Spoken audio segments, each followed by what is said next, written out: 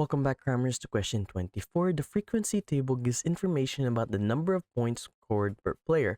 The mean number of points scored is 2.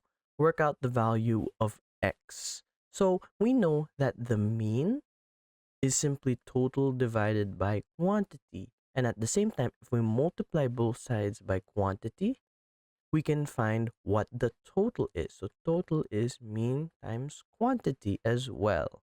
Okay, so now we can find out what x is only by finding the total. So the total is the number of points times frequency. So we have 0 times 13 plus 1 times 17 plus 2 times 8 plus 3 times x plus 4 times 11.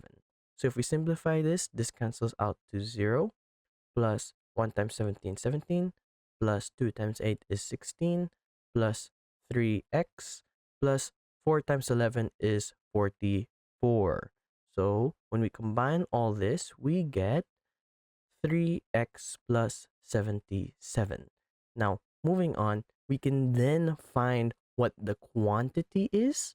And since we already know what the mean is, we can make an equation. So if this is total, we have to find what quantity is. So quantity is simply 13 plus 17 plus 8 plus x plus 11. So our quantity is 49 plus x. And now that we have our total and our quantity, we can then use this equation. So we have 3x plus 77 divided by x plus 49 is equal to, and our mean is 2, so we write here 2. We can multiply both sides by x plus 49, multiply, this cancels out, times x plus 49.